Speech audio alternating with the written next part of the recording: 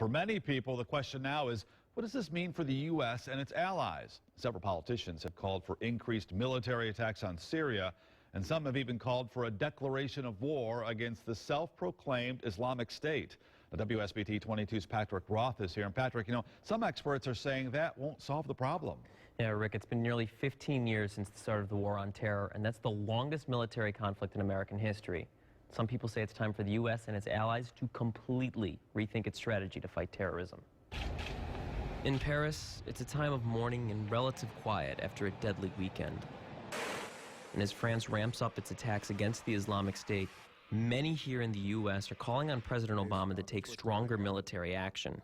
But some think it's time to rethink U.S. strategy. Right now, we are in a situation that all the tried and tested strategies that we have used means that we are going to create parched earth conditions in which nothing is going to grow and only going to create more conditions for violence. The thing about a war on terror, it's kind of a worldwide phenomenon. I mean, we've known that there have been American citizens, for example, who've gone abroad and they've joined ISIS.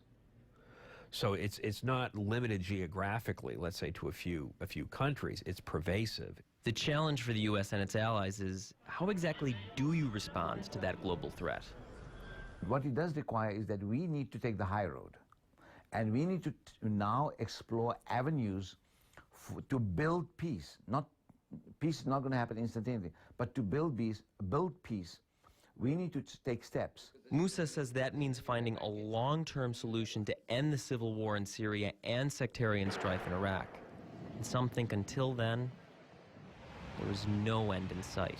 I don't really see any closure, both in terms of domestic politics and American foreign policy and national defense policy to the war on terror. If we're going to continue on the strategy that we have right now, we can think for the next 2 decades or longer that this problem is just going to metastasize globally.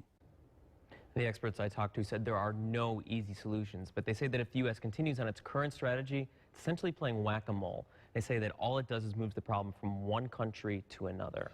And you look at the experts you talked to today and some of the announcements as well. A number of states, including Indiana, Michigan, not accepting those Syrian refugees, citing safety reasons. How is that going to work out, and what are the experts saying about that? You know, Rick, they said that actually just might make the problem worse. Professor Musa, who I talked to there, said that that's actually exactly what ISIS wants. ISIS wants these refugees and the entire world really to feel they can't escape them.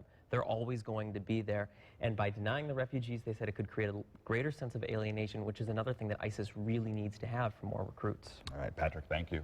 You know, going a little bit deeper now into what Patrick and Rick were just talking about, Governor Pence says Indiana has a long history of helping others, but he says, quote, "My first responsibility is to ensure the safety and security of all Hoosiers. Unless and until the state of Indiana receives assurances that proper security measures are in place, this policy will remain in full force and effect." Governor Snyder has also temporarily stopped allowing Syrian refugees into Michigan. Several weeks ago, Snyder suggested Michigan could help them. Most people are not terrorists, and we need to be thoughtful about helping people around the world. This is just to be prudent to make sure that some terrorist element is not entering our country. And again, it's to work with the U.S. Department of Homeland Security to do that. But again, we want to be an opening and welcoming place for people around the world. And you can read more of both statements on our website, WSBT.com.